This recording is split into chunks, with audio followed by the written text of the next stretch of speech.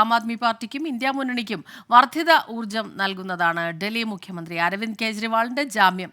പുറത്തിറങ്ങിയ കേജ്രിവാൾ ഇന്നു മുതൽ പ്രചാരണ രംഗത്ത് നിറയും. കേജ്രിവാൾ അഗ്നിശുദ്ധി വരുത്തിയെന്ന് മുൻനിർത്തി പ്രചാരണം സജീവമാക്കാനുള്ള പദ്ധതിയാണ് ആം ആദ്മിയുടേത്.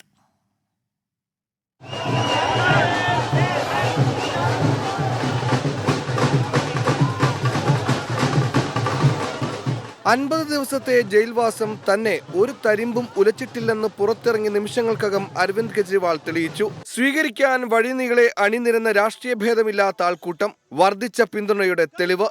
9 നോട്ടീസുകളും അവഗണിച്ച് ഇടിക്ക് മുന്നിൽ പോകാൻ മടിച്ചു നിന്നതിനേക്കാൾ ഏറെ കരുത്തനാണ് ജയിലിൽ നിന്നും ഇറങ്ങിയ കെജ്രിവാൾ. ഇനി ബാക്കിയുള്ള 4 ഘട്ടങ്ങളിൽ വർദ്ധിത വീര്യത്തോടെയാകും ആം ആദ്മിയുടെ പ്രചാരണം. ഡൽഹി അടക്കമുള്ള എല്ലായിടത്തും ഇന്ത്യ സഖ്യത്തിനു വേണ്ടി കെജ്രിവാൾ വോട്ട് ചോദിക്കുമ്പോൾ പഞ്ചാബിൽ കോൺഗ്രസിനെതിരെ കൂടിയാകും പ്രചരണം. ലഭിച്ചത് ഇടക്കാല ജാമ്യം മാത്രമെന്നും ജൂൺ 1 ശേഷം കെജ്രിവാൾ ജയിലിലേക്ക് തന്നെ മടങ്ങണമെന്നും പറഞ്ഞൊഴിയുമ്പോഴും BJP ക്യാമ്പിലെ നിരാശ പ്രകടമാണ്. കേസിലെ കോടതിയുടെ നിരീക്ഷണങ്ങളടക്കം ആയുധമാക്കാനാണ് ആം ആദ്മിയുടെ പദ്ധതി. 24 ഡൽഹി.